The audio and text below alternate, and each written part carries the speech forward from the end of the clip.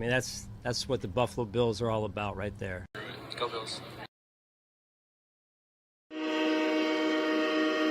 I love it. Go Bills. Go Bills. Tip and cap and a thumbs up. What's going on, Bills Mafia? It's your boy Julian J Mafia. Big Cuz Pedro PZ in the building as always. How are you feeling tonight, Cuz? Feeling pretty good, you know. Rainy Wednesday. I like how you shared that your post earlier, like with Homer in the stands, because that's kind of how I'm feeling right now too. To be honest, actually waiting with my flag like yeah, months. especially like I don't know about you, but I've been kind of thinking about it lately because we just started paying for the season tickets next year, and we already got our tickets for the new season.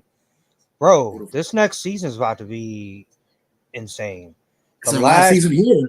Last season in Ralph Wilson Stadium.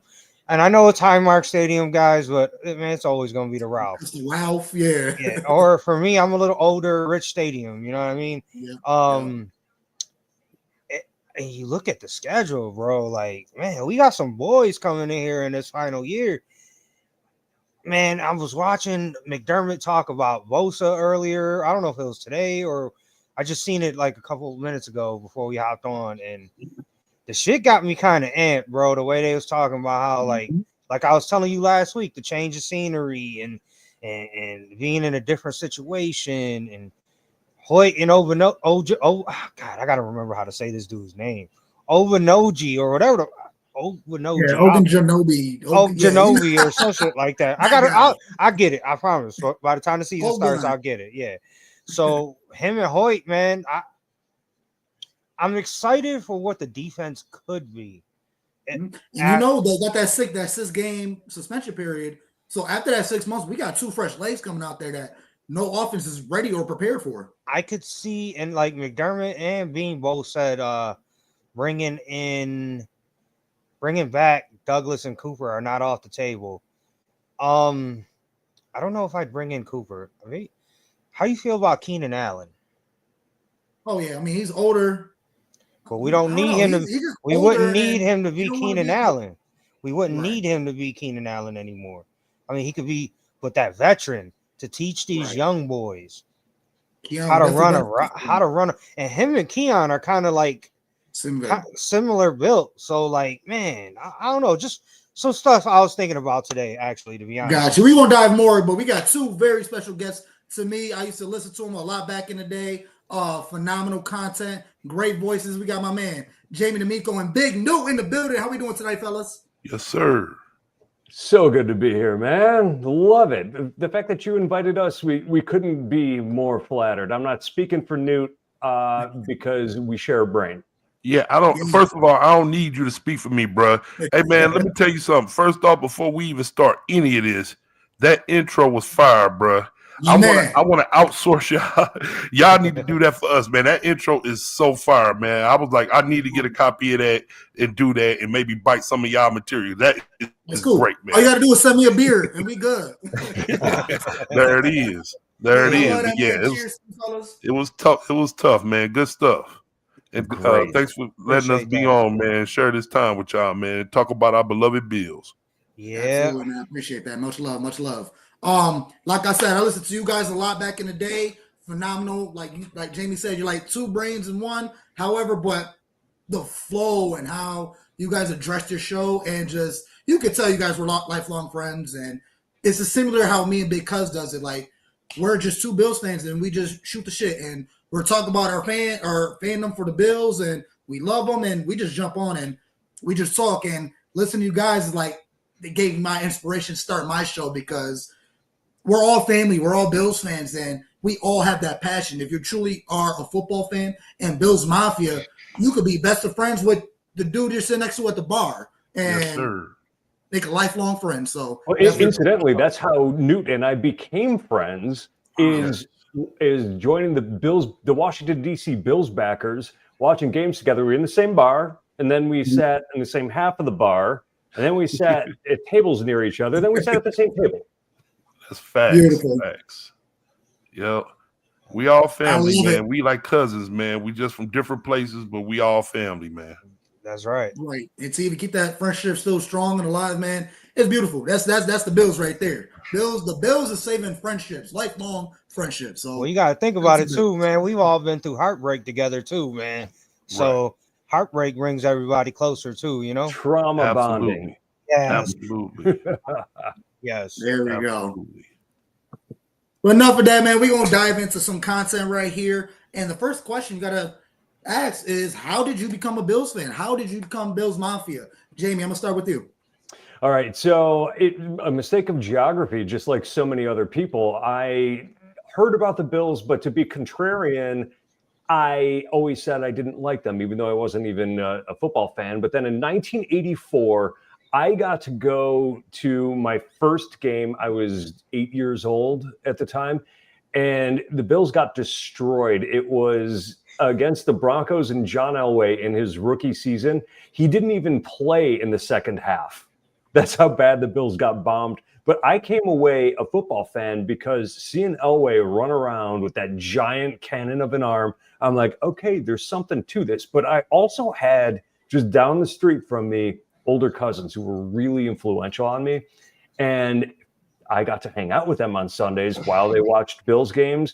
And it was just repetition, you know? It's like, okay, 85, they're tuned 14, but I'm paying attention. 86, I think I'm becoming a fan. Hey, guess what? 87, they're competitive. They've hired Marv Levy. The future looks bright. Okay, I'm in it with both feet, man. There we go. Love it. Then I think it was 88 when Kelly decided to come to Buffalo instead of playing in the USFL. It was 86 that he came to the Bills. In 88, it is an important date because that was the first year the Bills won the AFC East. Yeah. There you go. Yeah. Beautiful, beautiful. Big Newt, man. How you became Bills Mafia? Well, I had a different road than Jamie and probably most Bills Mafia. I'm from St. Louis, Missouri. Okay. And when I was growing up in the 80s, we didn't have a football team. It was after the St. Louis Cardinals left for Arizona, and it was before the Rams came.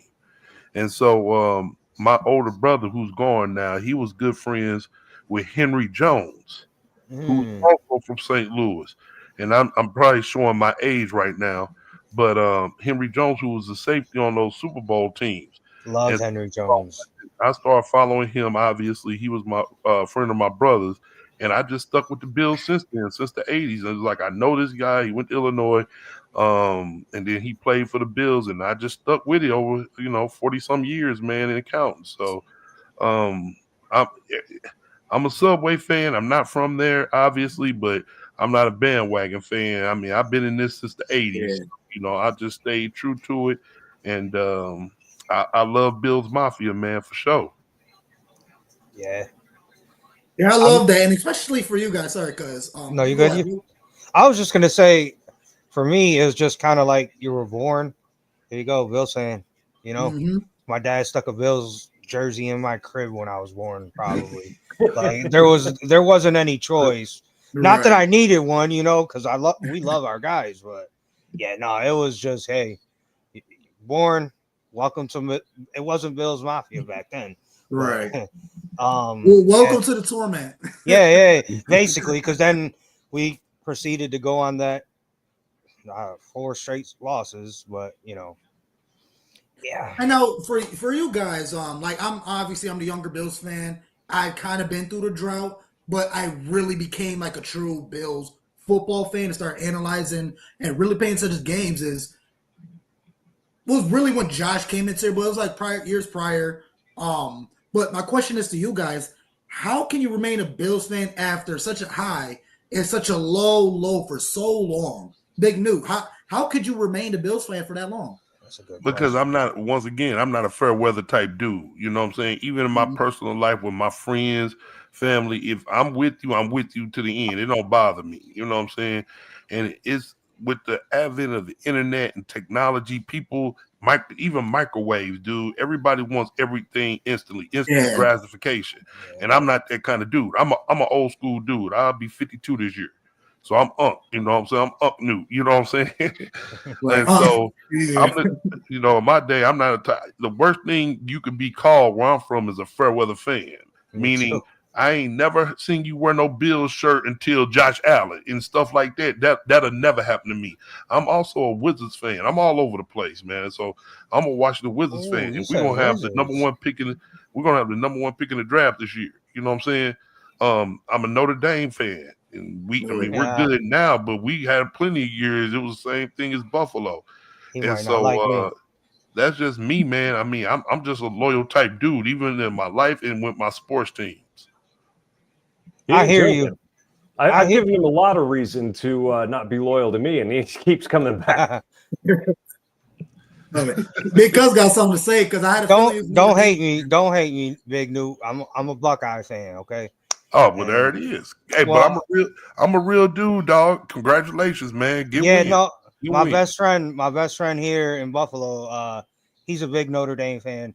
So like it's one of those where I root for Notre Dame as long as they're not playing the Buckeyes. Yeah, that's real. That's real. For sure. I'm gonna keep it real with you. So sure. The shit talking that during that game was probably at a medium. I kind of went a little light on him because he is my boy, you know, and I don't hate Notre Dame. Like if we would have beat like Michigan or Bama or something like that, I would have been the shit talking would have been. Yeah. You know, so for sure. Yeah, I'm a big time. I don't know if Big Cuz, Cuz told you, I'm a big college fan myself. So, yeah, we love that college football, man. Yeah, I love it. Definitely need you two guys to chop it up some college, man. That's some great content right there. Yes, sir. Yes, sir. I love me some college they had football. a good year, man. Gotcha. Look at the Bills and the NFL run my life, so I don't have an attention span to pay attention to college. I'll watch it here and there. I'm like, okay, football. And I'm like, okay, I don't see Josh Allen, so I don't care. Nah, my wife hates me during the football season because Saturday I'm not doing anything till after the Buckeye game, and then like I'm watching like whatever's going on my phone while if we're doing something. So, and then Sunday, of course, is obviously. We know what Sundays are for, so Sundays for the Bills. Yeah, facts. Real quick, man. Shout out to everybody in the comment section. Nothing but love. Appreciate your time jumping in the comments, man. Scott Blakely, as always, nothing but love to my dog. Love you, Scott. Tommy, man, nothing but love to Scott over there, man. Tommy, as always, Mafia Sports Report YouTube channel. Like, share, subscribe. Great content all week long. Him and Mikey, big things, man. Great conversations over there. Also, my man Ken Dog in the building. From Bills United Podcast. Make sure you guys like, share, subscribe to the Bills United Podcast as well. Let's go. So yeah, moving on. Next question, Jamie. What was the best game, most favorite game you watched as a Bills fan? I was at the comeback. Oh, the Oilers. Yeah. Were you one of the guys that left and tried to get back in? Nope. Okay. Nope. I was frustrated and I talked about it. I wanted to, as a matter of fact, but I went with my cousin, his buddy, and my other cousin. Well, the first cousin had the keys and we weren't sitting together. And I wasn't sure where his seats were.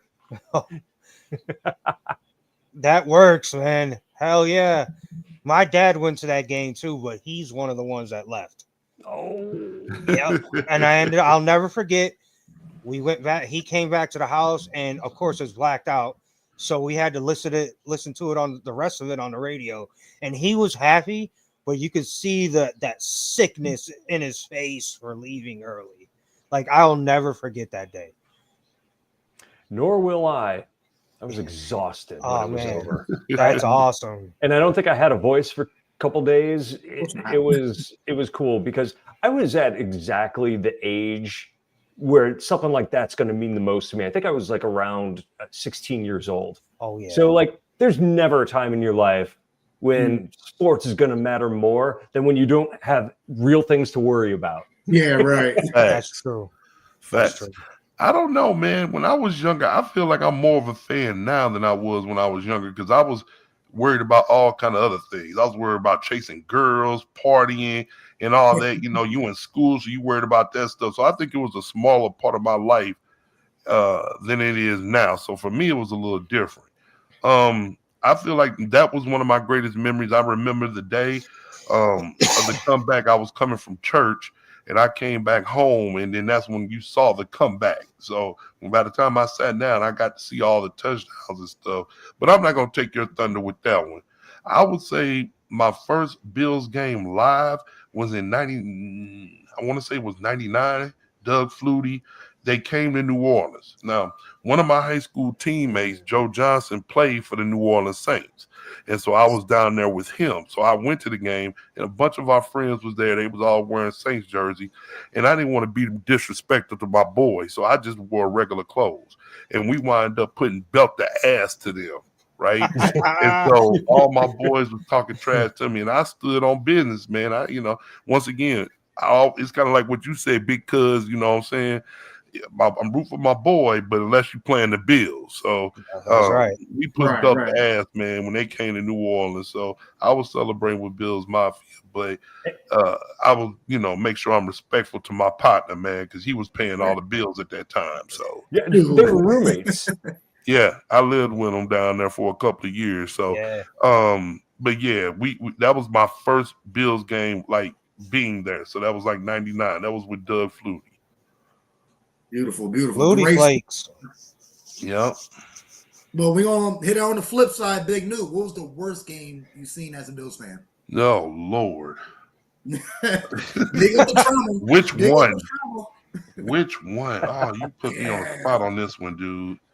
What is the worst memory? I had to say Wide Right. Damn. We were that close. Because it was like, all right, so we lost 4 Super Bowls, right? But we got blown out 2 of them. The first one we lost, Jamie, help me out. You're the historian here. When we missed with the kick against the Giants, right? It wasn't the Redskins game. It was a Giants game, and it came down to Scott Norwood's kick. So once again, in the 80s, I wasn't as much of a fan. Now that I'm 30-some, 40-some years invested in it. But that was probably the biggest heartbreak, to be that close to actually, winning the Super Bowl. And then when you're young, it's like, okay, we went to 4 straight Super Bowls. So you're thinking that's all you know. It's going to be like this forever. And so as you see, we went through a drought of over 20 years. And so that's not true. And so I have a son. Well, I have 2 kids. I have a daughter that's 17 and a son that's just turned 15 last week. And it's like, okay, all he knows is good times. And I'm happy for that. You know what I'm saying? And so his experience is going to be a lot different than ours. He wears his paraphernalia, his jersey at school, and he got a bunch of friends that's in Virginia that are also Bills Mafia. You know what I'm saying? Where I grew up, man, I was literally the only Bills fan. You know what I'm saying? So it's a whole different experience. But I would have to say that one, because you thought at that time that you knew nothing but Super Bowls and we would go back, and we haven't been back since. So beautiful story. Yeah. The way you lined it up and said it, it just hurts. I mean, like I'm younger, so I did it. I was a baby during them times. No, I wasn't even born during the Super Bowls. Nah, you weren't born. Nah. So yeah, I was born in '95. So yeah, I wasn't even thought of at the time. But I was watching those Super Bowls with your dad. You weren't even thought of. Yeah.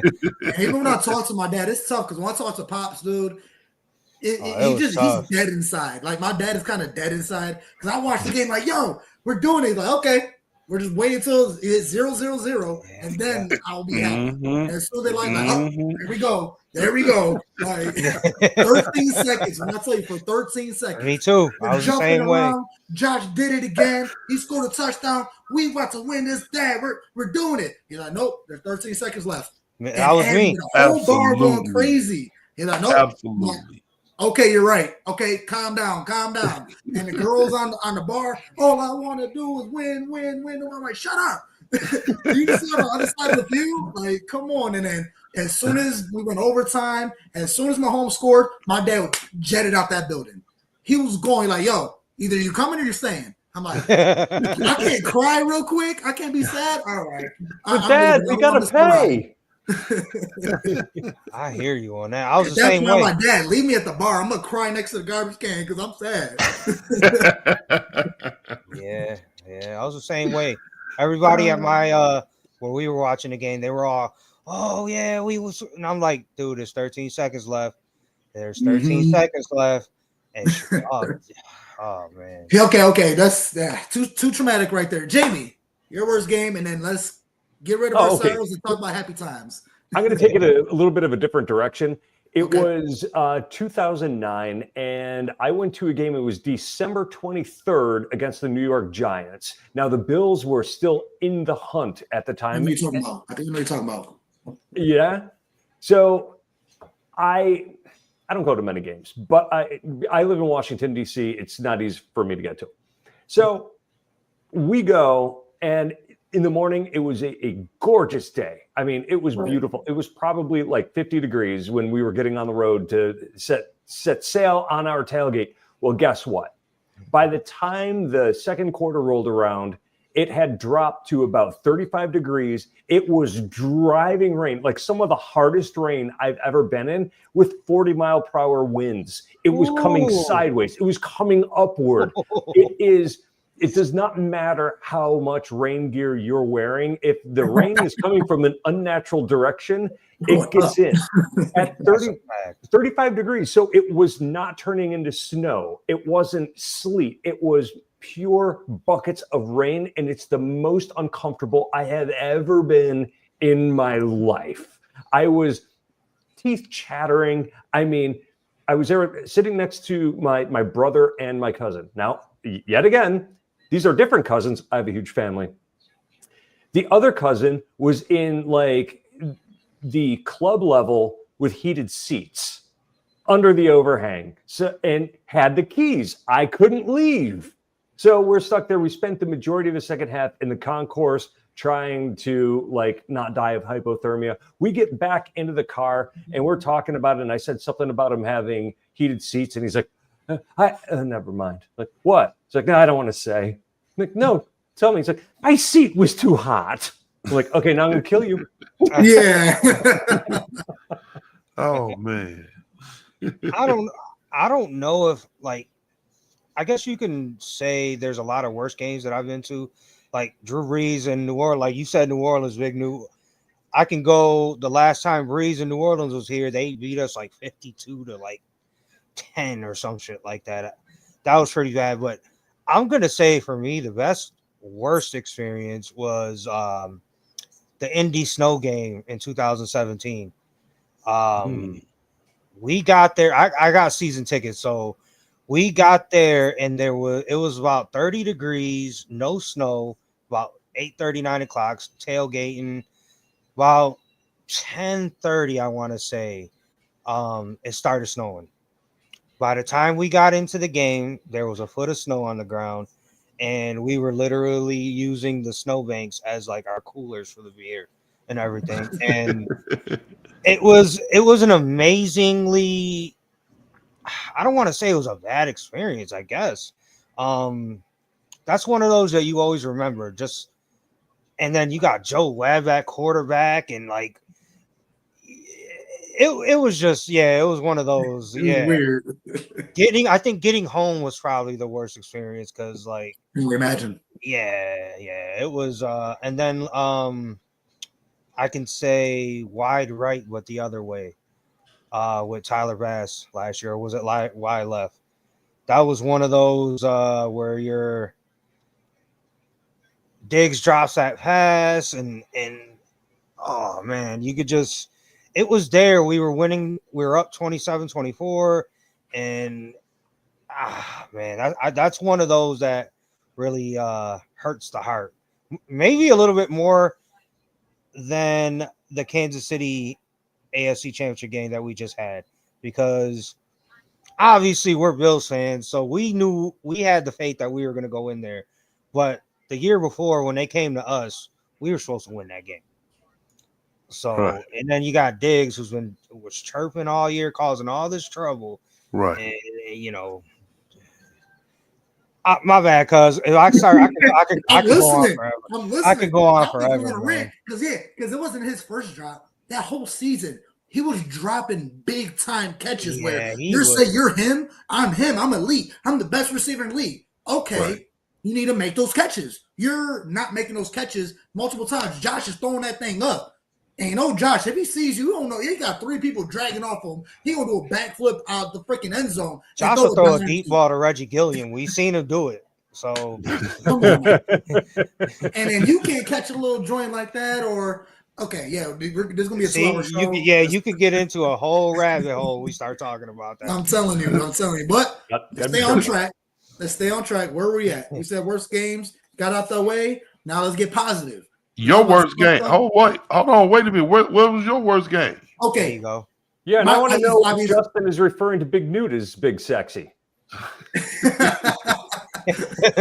know, women like them big. So, no, if y'all didn't know, this is my man Justin. He's the Nate Burleson jacket guy. Yeah. Oh, okay. Yeah, the dude who won the Nate Burleson jacket. Yeah, that dude. He's my guy. He's fucking awesome. Yeah, he's cool. Yeah, he's good. Yeah, there it is. I can't wait till the season start, man. We're gonna partying it up again. There it is. But for me, my worst game is obvious. Is 13 seconds. That truly broke my heart. That was my first heartbreak by the Bills for me. I mean, there was multiple bad games, but that actually meant something. I could talk about the freaking the Hail Murray. That hurt too, but I'm like, all right, whatever. It didn't really mean nothing. But nah, 13 seconds traumatized me. You can ask my sister, my brother-in-law, John.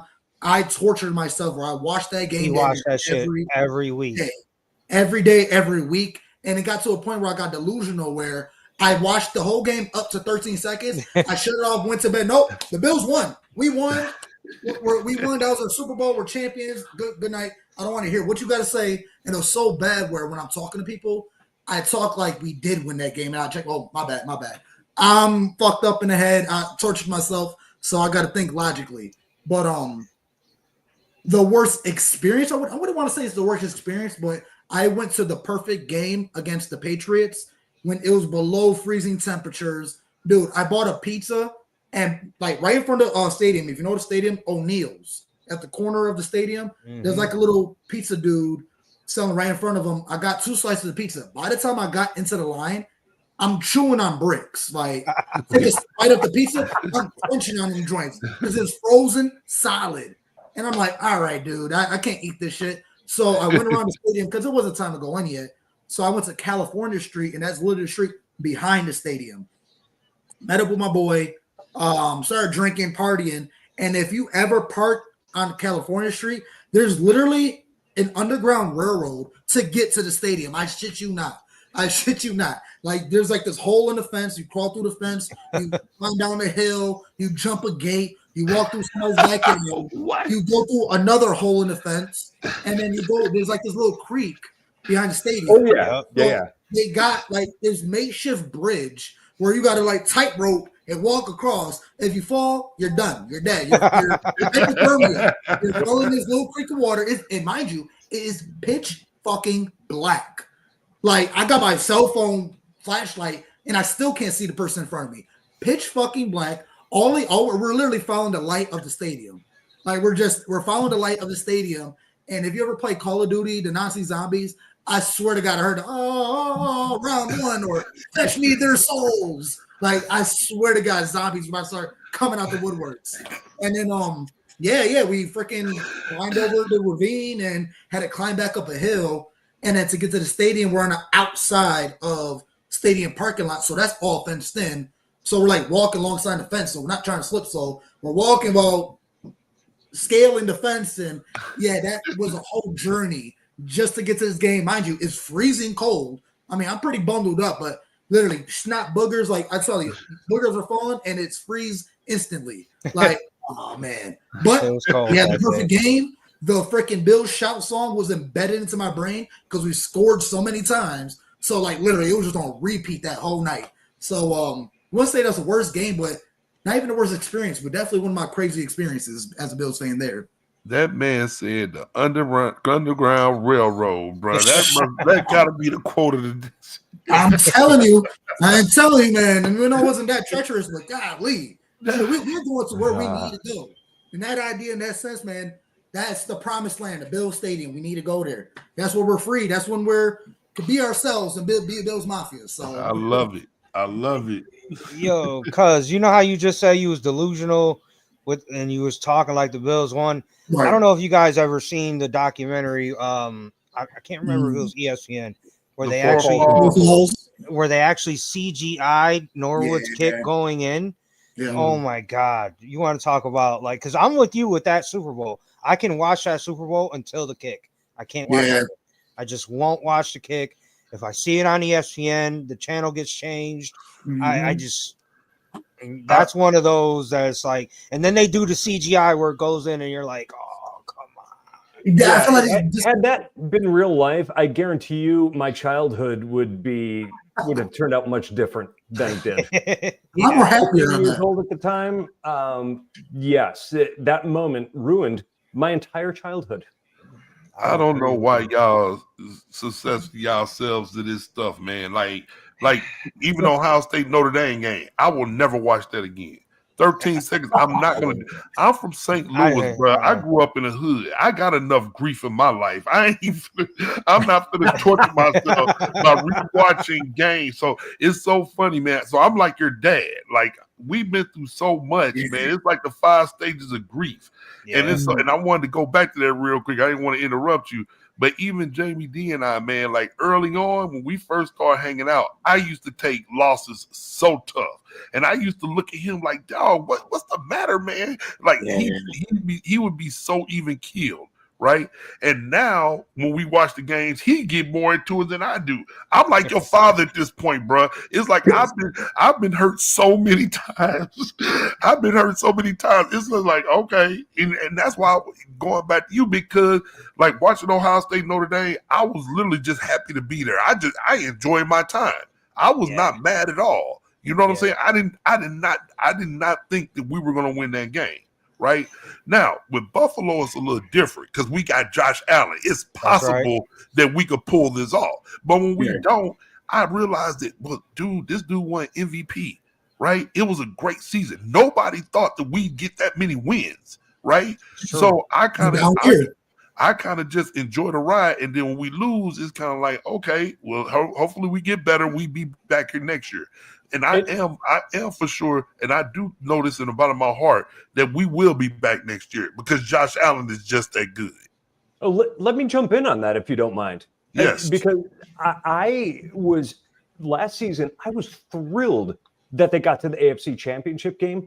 It was, and this is something that I go back and forth on because you can't win it unless you're in it, right? Right. But I didn't think that the Bills had a shot at beating the Eagles in the Super Bowl. And then we saw that nobody was going to beat the Eagles on that day. Right. Yeah, I mean, I don't know. I kind of disagree with you. You have to be in it to win it. Yeah. But I was so thrilled with how the season turned out because the Bills, they weren't supposed to get as far as they did. They overcame every expectation.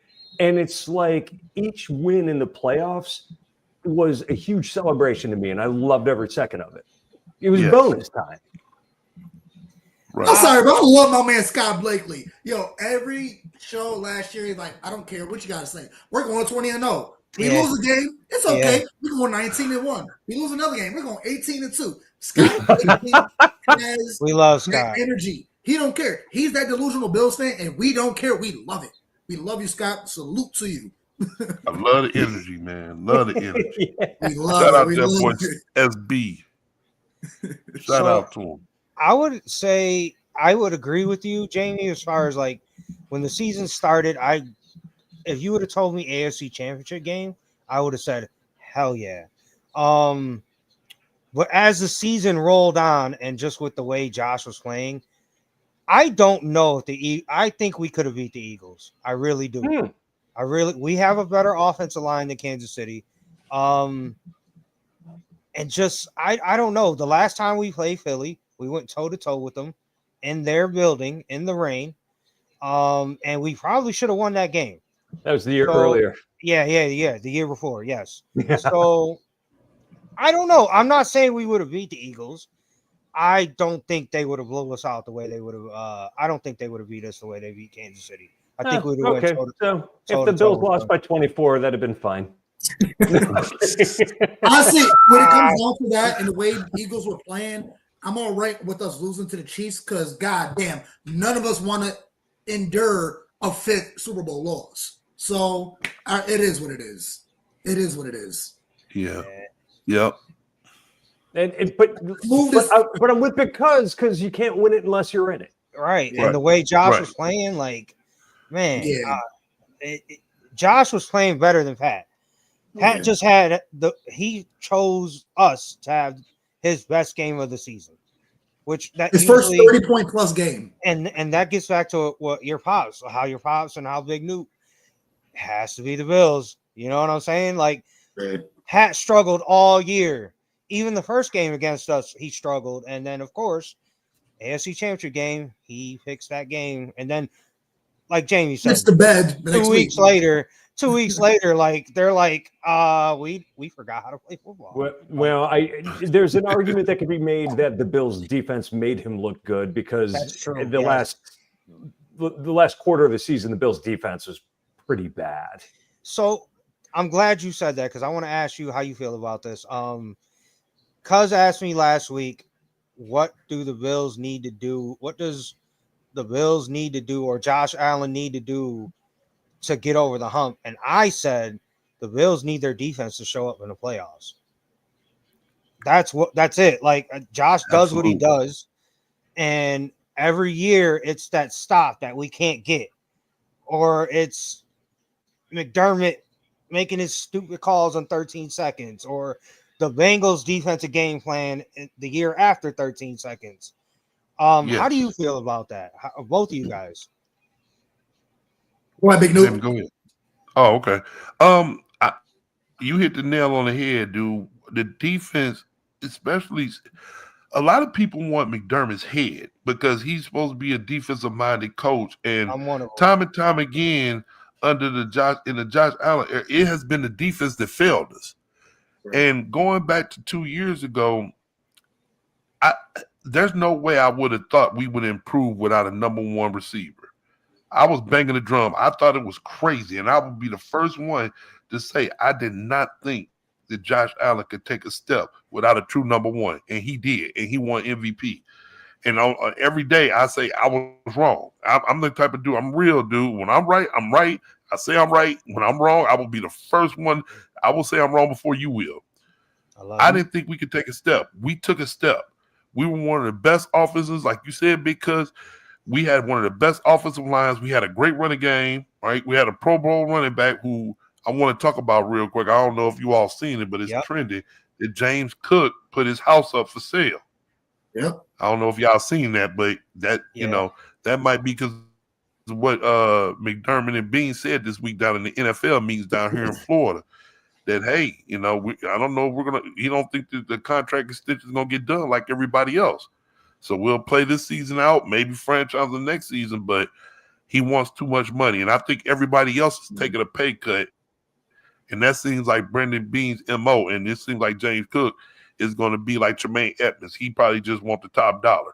But anyway, I'm sorry, not to get off the subject. No, but yeah, I just think it's a situation where the defense has to get better. And I'm with Jamie, and not to be Debbie Downer, but I'm more realistic Reggie. I don't know if we would have beat the Eagles was hitting on all cylinders, offensively, defensively, the run game. They were the best team in football. Now, did we have a puncher's chance? Yes, because we have an MVP. But as far as the pass rush is concerned, we have none. And let's be honest, and we're all Bills fans. But if Brandon Beane plays his cards right, we could fix that in one offseason. We could fix that in 3 weeks in the NFL draft, right? We just got to hit on our first top picks. And Brandon Beane really hasn't done that, right? Yeah. He's outstanding when it comes to contract extensions. He's outstanding when it comes to manipulating the salary cap. But when it comes to first, second, and third round picks, that's the meat and potatoes of your team. We have not hit on that. So anyway, to answer your question, I think it has to be McDermott, who I do think he's grown as a head coach. If you remember early on, he made a lot of mistakes. Timeouts, throwing the flag, all that. I feel like he's gotten better with that. But I do think, and now we're pulling, it's like LeBron, Michael Jordan. We're nitpicking, right? he has to get better in crunch time. I think a lot of that has to do with personnel. We need better personnel. We need a real pass rush. Yeah. Now to piggyback off that, because when we talk about why we haven't got over the hump, is a number of things. And years prior, I never blamed Josh, but to me, I'm on Josh Allen's ass. It was his fault why we lost that game. Not solely. Everybody could put blame on everything, the refs, the defense, McDermott, coaching, game plan, this and that and third. But at the end of the day, Josh Allen was down by 3 points with 3 minutes left and went 3 and out. There's no excuse. We've been praying for that for years. Oh, let Josh Allen get the ball last or whatever, give him an opportunity. He had an opportunity. And dude, when I rewatch that game, guys, it pisses me off. Like, it literally infuriates me because I watched that and they drive and the defense, yeah, we didn't get to stop. We could blame them, but they stopped them enough to only allow them to get 3. They kicked that field goal. They're up by 3 points. Josh Allen sitting there with the puppy dog eyes. Like, oh, and then somebody bump it. You okay? Yeah, I'm good. Where's the fucking dog at? Where was you at 13 seconds after you scored that touchdown? You're screaming, let's go! Let's go! You go to each and individual player on that fucking sideline, and you're hyping them up. And not just Josh, where's your teammates? Why is nobody? Come on, Josh. You got this. Win this for us. Come on, Josh. Nothing. And you go on the field, you basically go 3 and out. So, I mean, it's a lot. Yes, absolutely. I agree with you guys. But it's just so much more. Kincaid's got to catch that pass. I'm sorry, Jamie. Okay, that too. Kincaid got to catch that pass. But why didn't he dump it off to Shakir? He fucking motioned Shakir in to go back out, dump it off to him. He had one person to beat. He had an outside linebacker to beat. Shakir's more than enough talented and fast enough to make a move and get us a first down. But no, Josh got it. I get it. Spags sent a hell of a blitz. They kept it was confusing. Spags was in his bag. He did his shit that day. But it's a lot. It's a lot. I do want to get a little. I do want to get a little X's and O's on that play with you. Yes, there were two. There were 2 DBs that came in that were potential blitzers. Josh Allen looked right at them. He had to know that they were coming, or at least be prepared for it. He could have adjusted the protection, but even if you're adjusting the protections, when you're the quarterback, you need to know who the free runners could potentially be. He looked directly at them and then still didn't handle it correctly.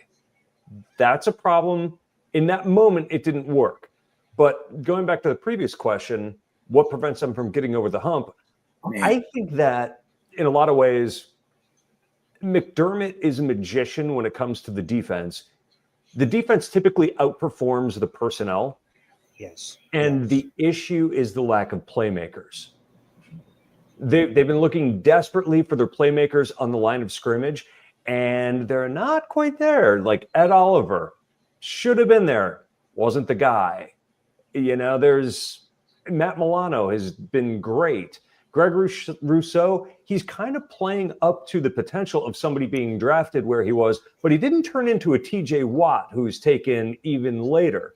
And it's like, can you get a couple more Benfords on the defense? And also, there's always a weak position group. And it's kind of part and parcel to how the NFL is set up. The team that has the fewest holes ends up winning the Super Bowl.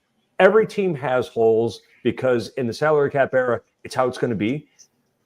But they need to figure out how to plug all of those in one season. And last year, the Bills were not going to get over the hump because with only one true playmaker on the team, Josh Allen, it's not enough. You got to have 1 to 2 on both sides of the ball. Facts. Would you so I would take it that you don't consider James Cook a playmaker then, huh? I think he's a good running back. He's not the type of player that strikes fear into defensive coordinators. They need to account for him, but he was, according to Pro Football Focus, he was their number 8 rated running back. And he only played about half the snaps. Yeah, I said this to Cuz last week too. I'm one of those guys. I don't really want to let James go.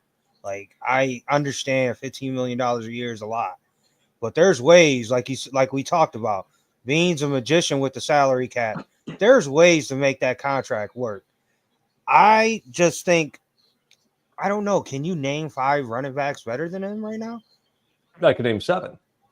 Can Don't you really? ask Jamie No, that. I'm actually, Don't no, I'm ask actually, Jamie. But I would have to pull up No, Pro no, Football no. Focus. no, honestly, honestly, no, okay. So let me rephrase that. Is there 5 other running backs that you would take over him? Yeah. And that's Yes. I'm actually genuinely asking, because Yes. outside of Henry and Saquon, and I don't Gibbs. know. Yeah, I don't know about McCaffrey, because McCaffrey's always hurt. He's But heard a lot. yeah, he's hurt a lot. So I don't know if I don't know how you guys feel about that, but maybe Bijan too. And I'm kind of stuck after that. I don't know. Okay, line them up, fellas. Who you got over just 5? Like, I'm asking because I genuinely want to know. Like, who do you think? Go ahead, Newt.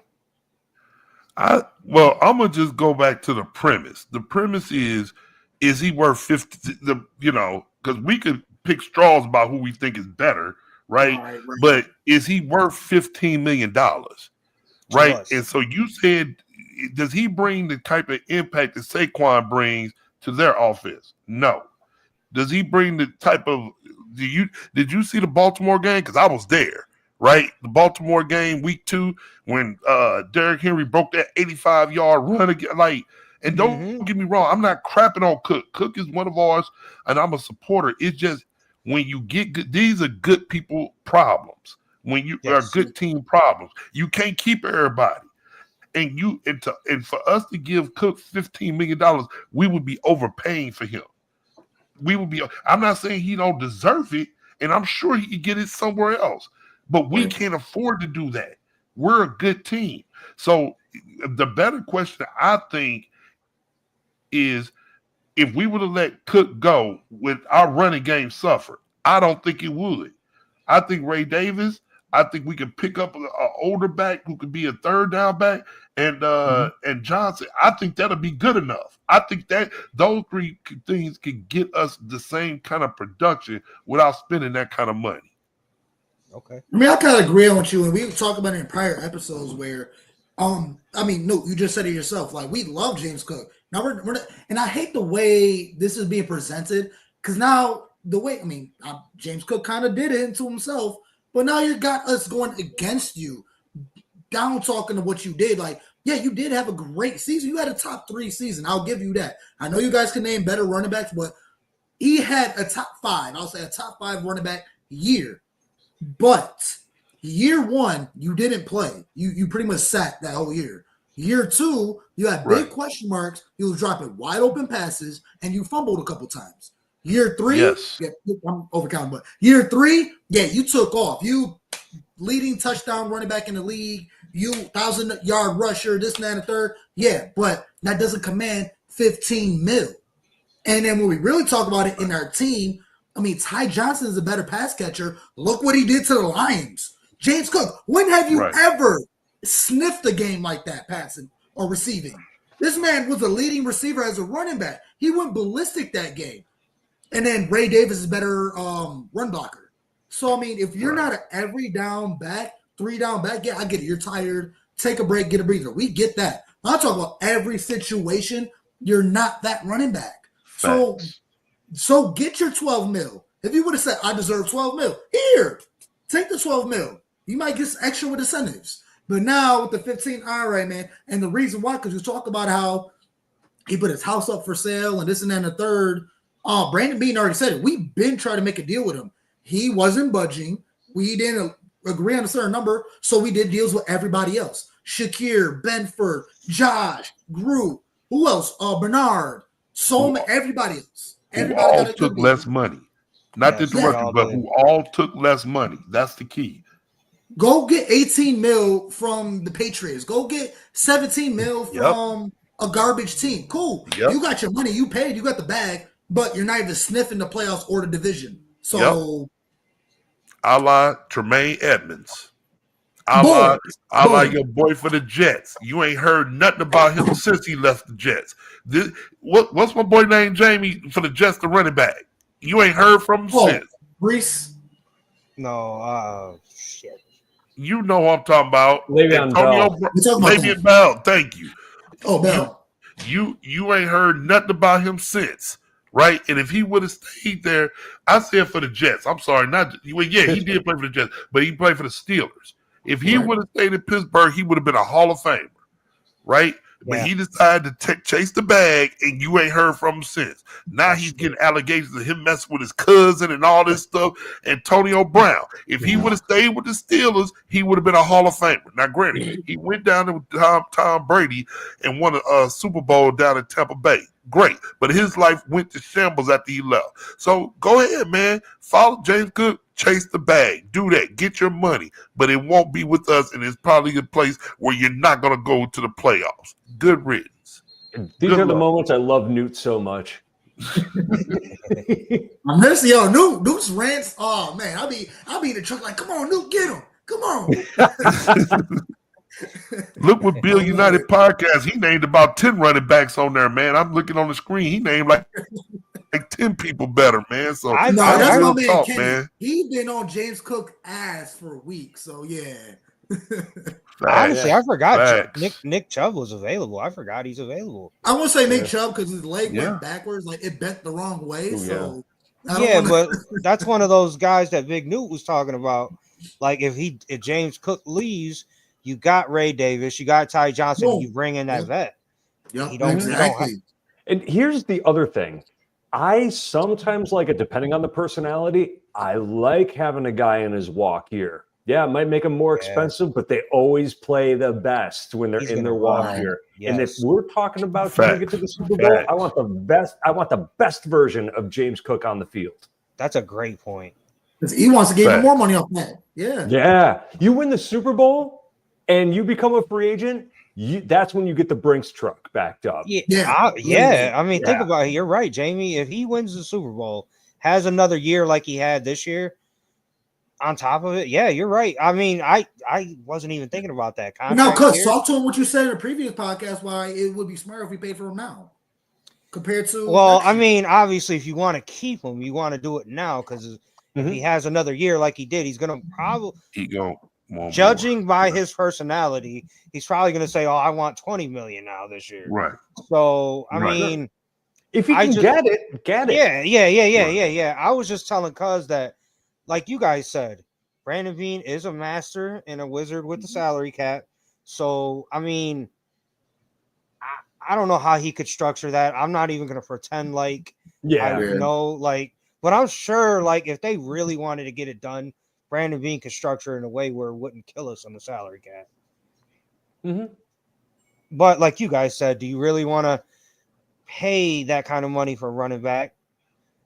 But also, too, while you don't have that number one receiver, you have that number one receiver money that you're not giving to a number one receiver.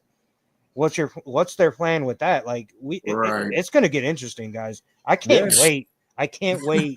Like I can't wait. I think you should feel good about what we've done the last couple of weeks. I do. When you locking up the core, we locked up the core of this team for the next 5 years. Good young players who are all taking pay cuts. You know that the salary cap is going to jump up, so we will have more money. But we underpaid. And I don't want to keep saying underpaid because they can listen to this like, man, what do you mean you underpaid? You know, like I don't want them to know. I don't want them to get out. You know what I'm saying? So I feel like it's great. So why would Josh Allen is taking less money. Josh Allen is far beyond our best player. So my thing is, if you take less money, what make you think we're gonna pay James Cook? And once again, I don't want to keep dumping on James Cook, man. That's a good point, though. He got better, but why? If we overpay for anybody, it would be Joshua Allen. Yeah, right. Yeah. He took a pay cut. I tell everybody, it's like when Tom Brady with New England. I know people don't like New England Patriots. The hell with the Patriots.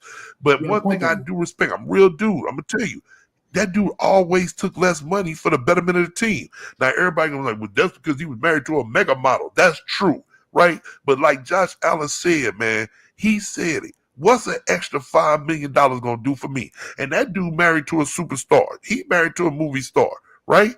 What is $5 million? What is the difference between 105 and $110 million? Little to nothing, right? But some people want to squeeze every dollar out of it. Hey, like Tremaine Edmonds. You ain't heard nothing about Tremaine Edmonds again. So James Cook should be, that's a cautionary tale, bro. Do not, Mafia Sports Report, you do not overpay for, I'm with you. You do not overpay for a running back, bro. Josh Allen is our running back. That'll just be more touchdowns for him. You're not that dynamic to overpay for you. You're not Saquon Barkley. And once again, I'm not crapping on him. Even if you say he top 5, you're not Saquon Barkley. You're closer to Big Newt than you are to Saquon Barkley. Now, if you're Saquon Barkley, then overpay because he's a guy that's going to win games for you. James Cook, he doesn't win. He doesn't move the needle enough to overpay for him, in my opinion. And the next time Brandon Beane pays big money to a running back will be the first time Brandon Beane has paid big money to a running back. That's He likes running backs on rookie contracts, and I'm willing to bet that their analytics tell them do not have a running back on the roster that is beyond the vet minimum. Yeah. Facts. That ain't what we do, bro. That ain't what we do. Absolutely. Like I said, guys, wonderful conversations. We're gonna wrap it a little quick because my computer died, but we still got more to talk about. I definitely want to let's rewind. Let's talk about last year. This time last year. Jamie, how were you feeling going into the year last year, and then how you feel afterwards?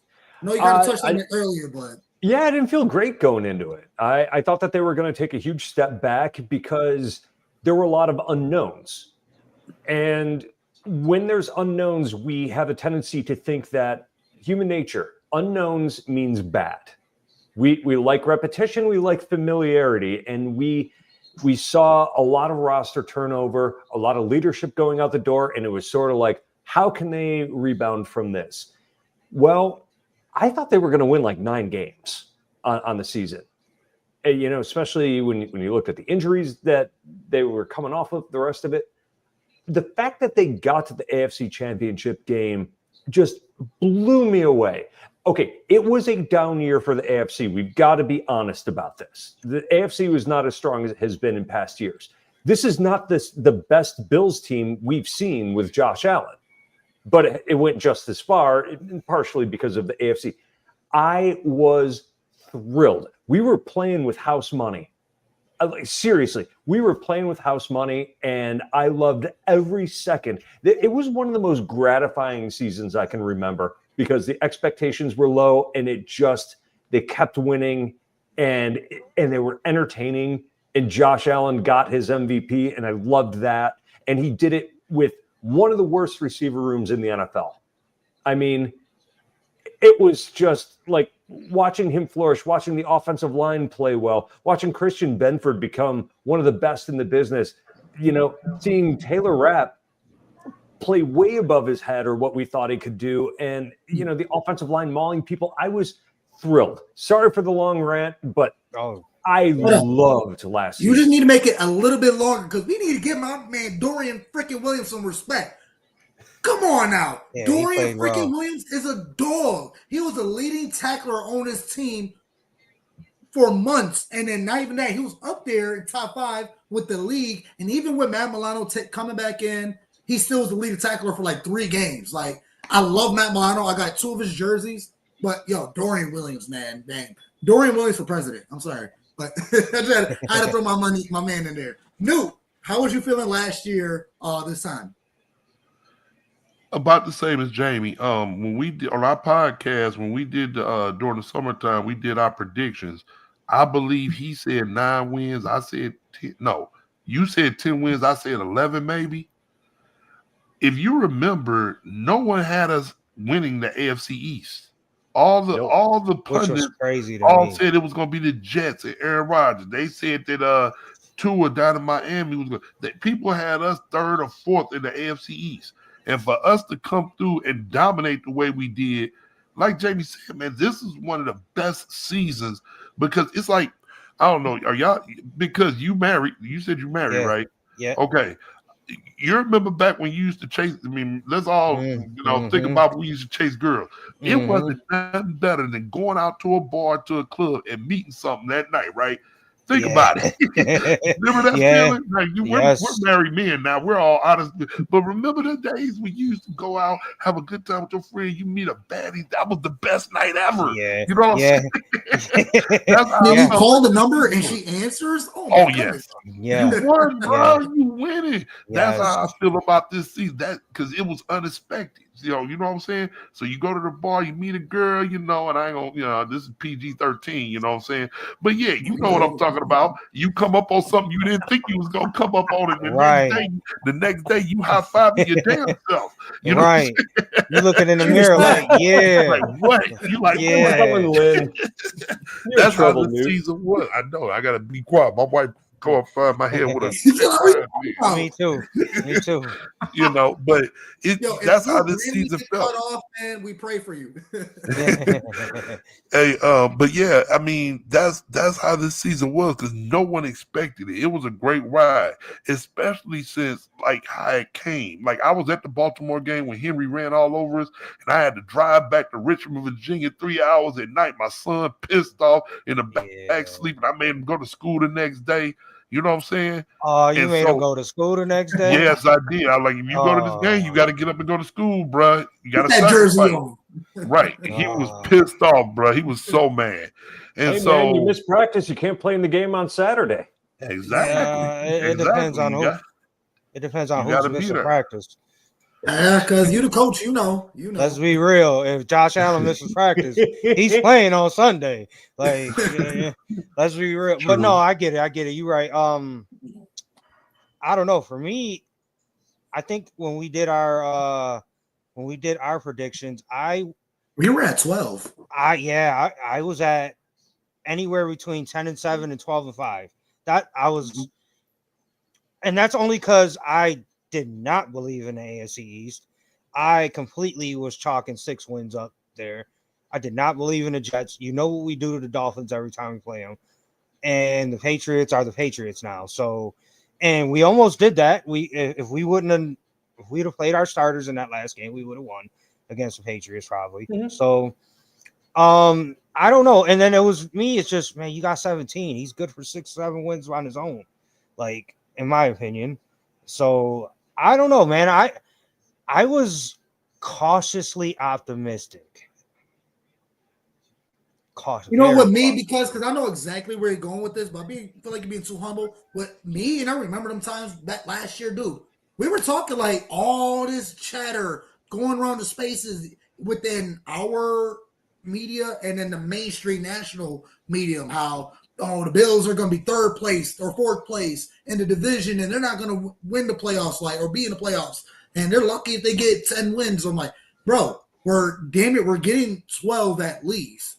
We're taking the division because, like you just iterated, how the East isn't nothing, and we benefit off a weak division. But regardless, I mean, these guys not touching this team, and I don't know. We got 17. I just was that confident where we finally got the cancer out, and I knew it was a big thing. Oh, you don't have a number 1. And I'm like, I wasn't saying that, do we need it? I'm like, maybe he's free. Maybe he's not harped on. I got to stare at Diggs. And if not, I got to hit somebody else, the wide open guy. If not, Diggs is going to be mad at me. Now, Josh, he could do whatever, and that's what he did. So, no, I mean, I was very confident last year. I was for sure we taking the division, definitely getting the playoffs, and 12 wins. I know it's hindsight now, but that's the same thing this year. And the question I want to lead into, guys, is where do you feel like we're in a better space now compared to last year? And personnel-wise, I don't think we are, but mentally we are. The biggest thing about last year, mentally, we weren't because we lost half our team. We lost the Poyer, the Hyde, the Trey White, the Edmonds, and all of our dogs, the Diggs and Gabe Davis, and all of our majority of our starters. We lost so many players. So it was an identity, but I mean, with 17 and the process, and how he play, I mean, it still was business as usual. Put player in this slot. Like, okay, you raise Gabe Davis, put Mac Hollins, and he fucking way better than what Gabe Davis did. I know he gave us that playoff game, which nobody's ever done, but he was a one-hit wonder. What Hollins did for us, shit, I'll take him over Gabe Davis any day. So I just want to throw something in too. I also did say if the Bills did have a record that we normally have, like we did this year, Josh Allen was going to win MVP because he would have to have an MVP season. Gave him all that to get to that point. Fact. And like you guys are all talking, the media covers, nobody expected us to do it. So now Josh is getting all that. Well, Josh got nobody, and he's doing this with nobody. Right. And he got that benefit, and I think that's what won him the MVP this year was that benefit where Lamar had Derrick Henry, and Josh was perceived to have no talent on the team. Right. So, go ahead, cuz you was about to ask another question. No, we're just talking. I don't even know if it was a question. So backtrack. Just how we felt last year and how we feel this year. How we felt last year, I mean, we was kind of down and out. We didn't have the talent. We lost a bunch of people. How can we get back to that? And we went even higher. We made it to the AFC Championship on years where we thought we had a better team and didn't even get to that point. So asking you guys, starting with Jamie, how do you feel going into the season now? I feel better than I did last year. And the reason for that is it feels like there are fewer holes to fill. There's some big ones. Feels like there's fewer holes. They have done more to address what was the weakest part of the team, the defensive line this past year. They just performed horribly down the stretch.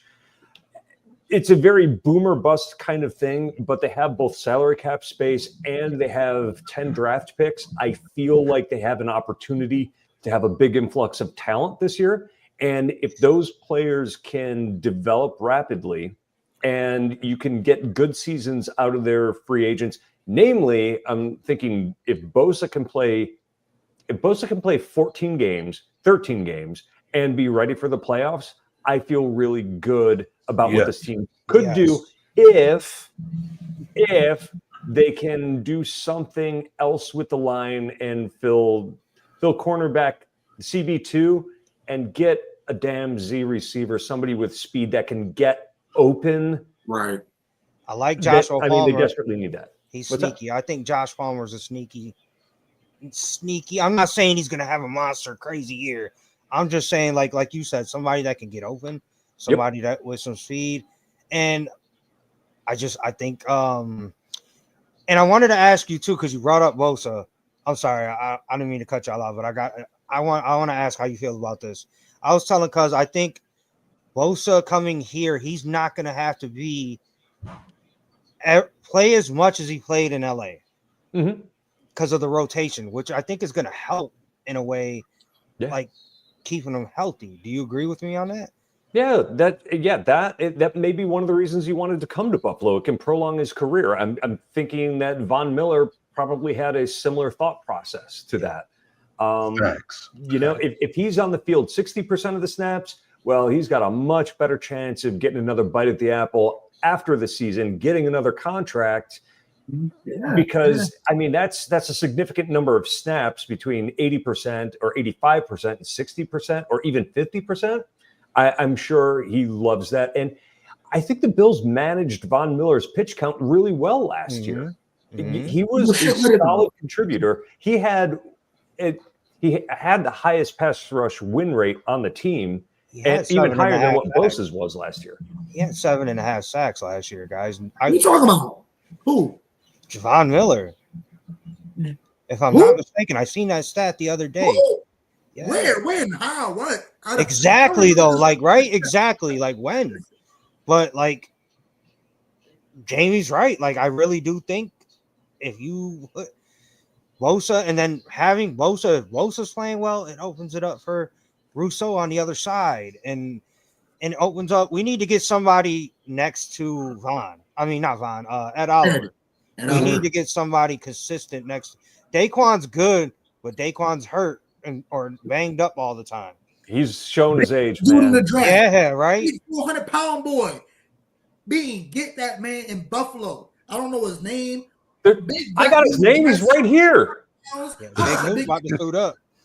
He's right here. Oh, That man. He's 400 pounds. Put him out there. Man, I'm 50 years old, man. I can't do nothing but bring the water out to those boys. Yo, that's okay. Newt, all you have to do is Excuse me. sit there and push two guys. So Ed Oliver can get the one-on-one. That's it. Just push two guys. You could do that. If I came on your show and said I could even try to put on a uniform and get out there with the Buffalo Bills, then you shouldn't have me on your podcast because I'd be literally crazy. But going back to your question, though, me personally, I think we're going to be good. I'm very optimistic. Ask me to come back on your show this time next month, and I'll have a better sense of where we're going to be when we have addressed our needs in the draft. This draft is going to be very important as far as what Jamie said. We got to fill a couple of holes. We need a D tackle. We need a CB2, right? And I would love to pick a speedy receiver, right? If we address those things, round, baby. you know, and Jamie and I, we talk about this on our podcast. Good teams always take the best player available, right? Mm-hmm. I'm not subscribing to that this year. We have specific needs that we need to address, right? So don't draft a backup quarterback. I don't care who the hell's on the board. You know what I'm saying? I don't want to do that. No, we have specific needs, and I want to see impact players that are going to be good and young, right? And going to be cheap labor, okay? And I'm not talking about political things right now. I'm talking about the Buffalo Bills, all right? We're talking about good, young, cheap labor, all right? And so that'll put us in a situation where we can take another step. And I think we're capable of doing it. I just can't answer that April 2nd. I will be able to answer that May 2nd after the draft and see how we're going to do that. Understood. Real quick question from the chat. Who are you most excited by the recent signing the Bills did? Big Newt, were you most excited? A re-sign or a pickup? Who were you most excited about that Brandon Beane made? Oh, Christian Benford, no doubt. Christian Benford. I thought, and once again, I love I study sport business, right? I have a business degree, study sport business at Florida State where I taught it. I like the business of the business. Like this time of the year to me is just as fun and important as it is in August or September. Mm-hmm. How you manipulate the salary cap, who you able to keep, who you have to let go and replace.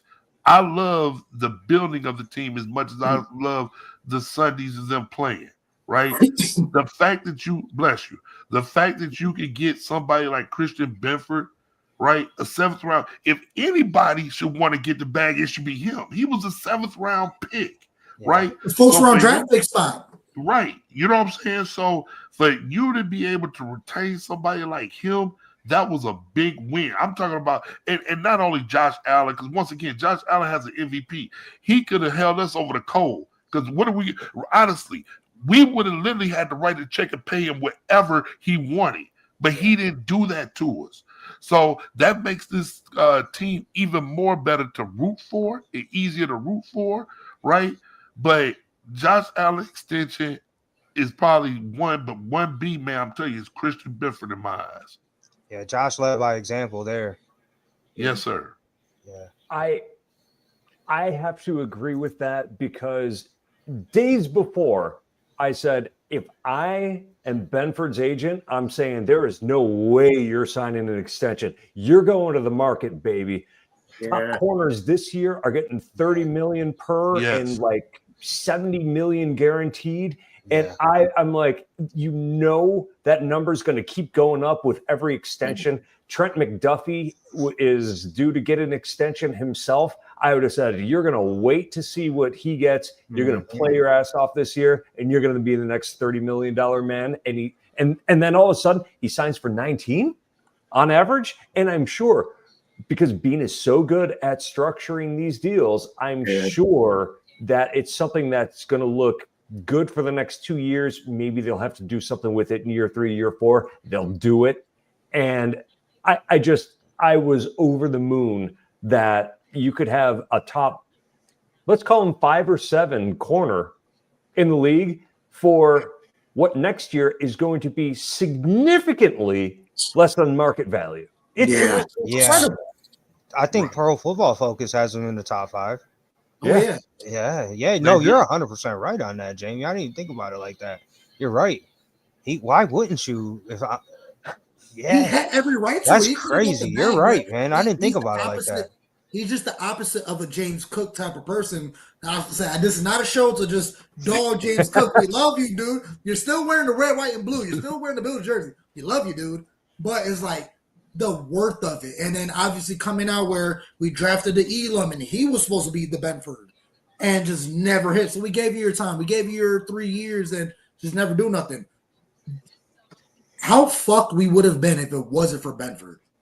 We would have been more debt, or we would have gave up more assets just to replace or fill in that void that Elam was supposed to fill. But Brandon B picks up the dude in 6th or 7th round for the Christian Benford, and he's been solid since day one. As soon as we drafted him, he's been a starter, and year in year out, he's been beating out all the competition. It's always been Elam and whoever else we bring into the building, and he's been solid. So yeah, he deserves every bit. And honestly, I mean, he could have tested the market and made so much more money, but he's embedded. He's Bills Mafia. He's drinking that processed juice. Just like I'm drinking this beer and I'm like 5 down. Here, cheers to everybody in the chat. Let's go Bills. So let me just throw this one out there. And I want to preemptively talk all the Bills fans off the ledge right now. Because when you see that the Bills do not address cornerback in the first 2 rounds, don't be upset. The only time they've swung and missed at corner has been Elam, who they should have never selected in the first place. That was Dean getting his ass handed to him by the chief. But the Bills are superior at developing their corners.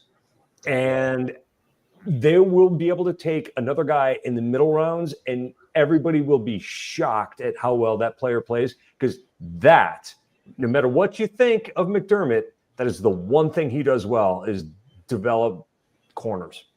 That's why I say don't sleep. Don't sleep. They brought back Dane. I know he left and didn't do much, but like you just said, McDermott's a wizard with corners, and Dane was solid for us. Yeah. I would prefer him being a reliable backup than a starter. Too. I agree with you. But we know what the floor is. We've dealt with that floor previously and survived. Yes. Yeah. So you said you don't think the Bills are going to draft a corner. I mean, they will. I'm with you on, like, if they don't do it in the first or second round, I'm not going to be worried. Yeah. I would say for me in the first or second round, I would love for them to try to address the safety. Like if Malachi Starks is there, maybe, somebody like that.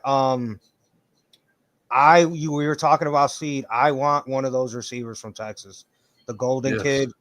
Yes. Probably him more than Bond, but I'll take Isaiah Bond too. I think if Bean if he can get one of those guys, that's the kind of player we need. Somebody that Josh can just say, you know what, man, go deep. Like, and you got the speed to beat whoever's in front of you.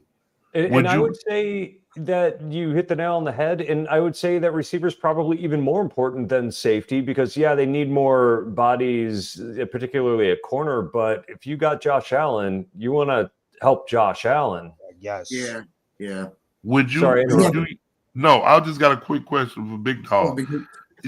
Would you be okay of trading one of those second round picks to move up to take somebody like Golden? Yes. Yes. Okay. We got 10 of them, so yeah.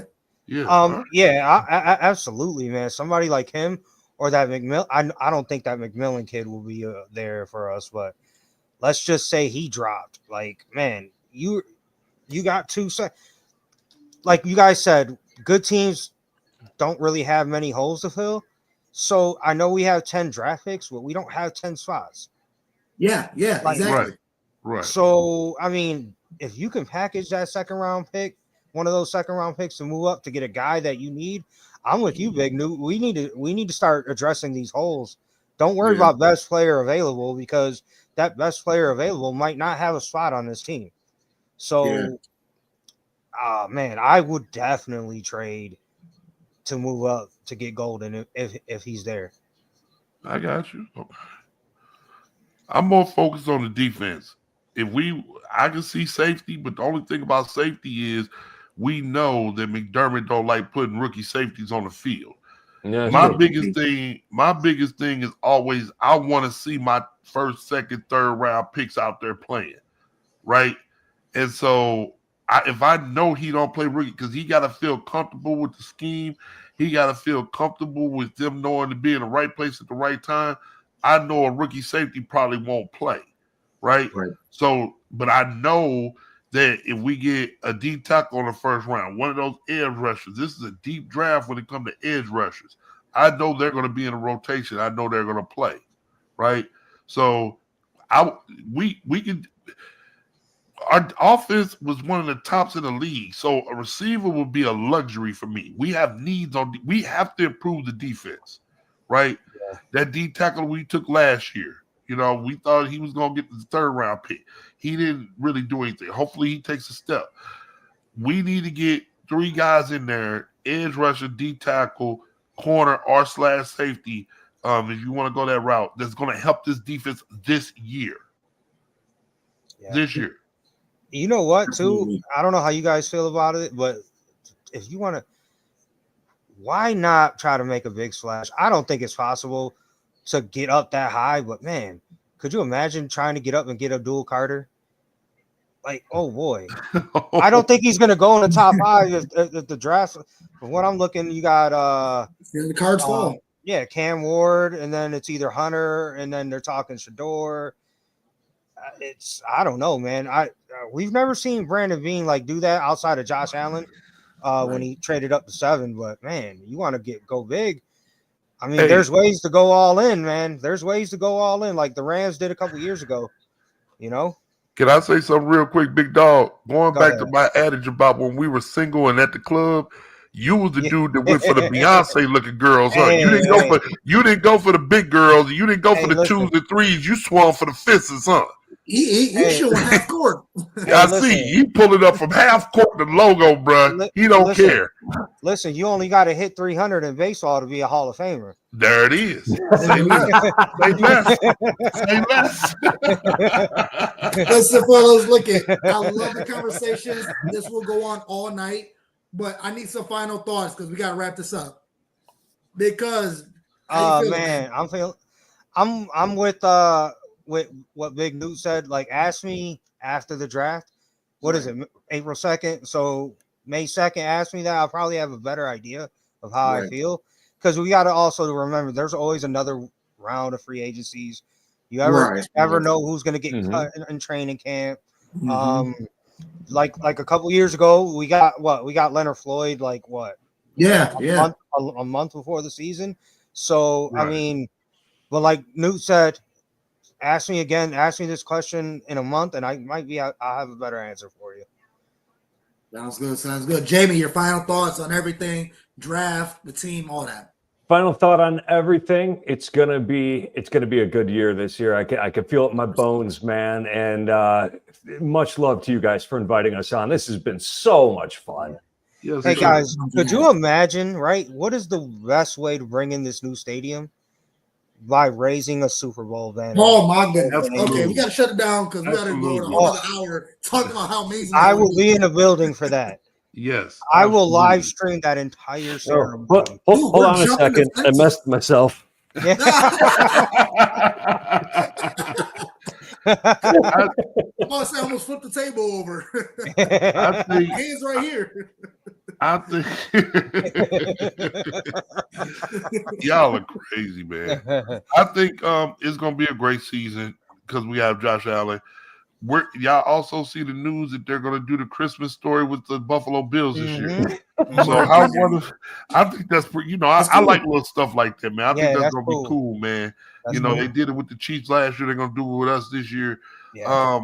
I like when we're prime time. I like when we get attention because it was so long during the drought that nobody cared.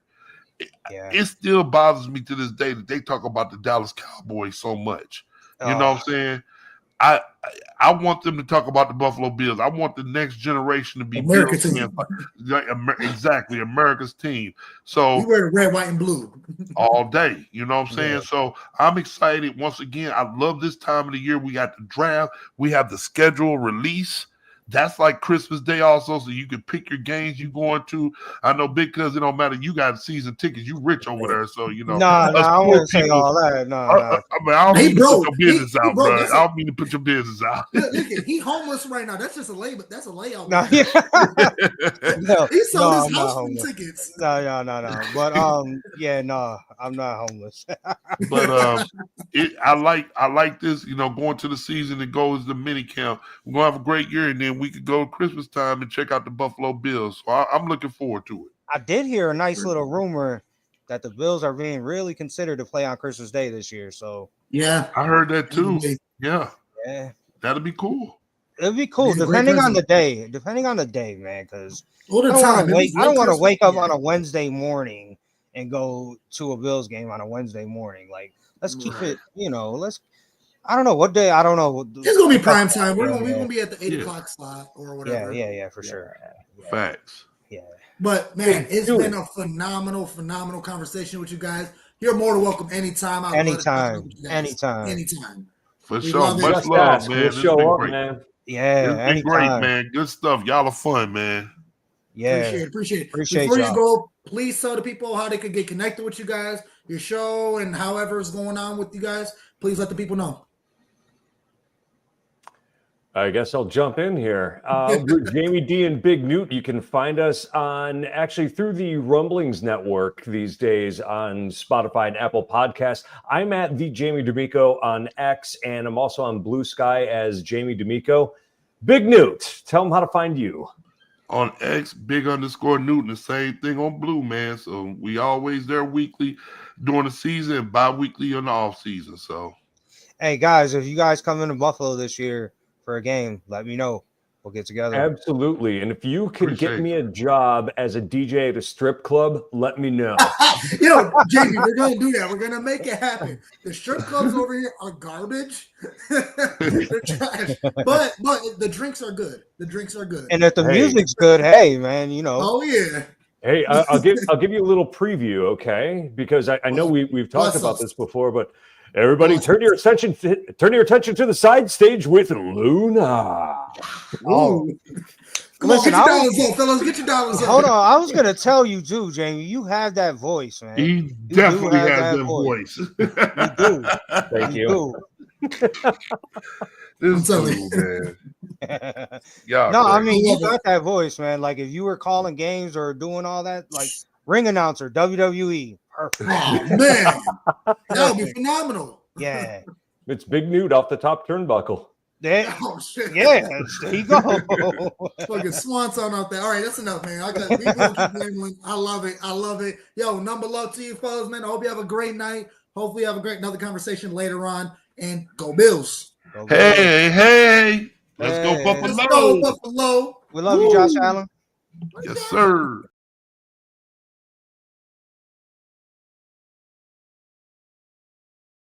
One job to get done today, man. Find a W. Play for each other. Love y'all. 1, 2, 3, 1, 2, 3.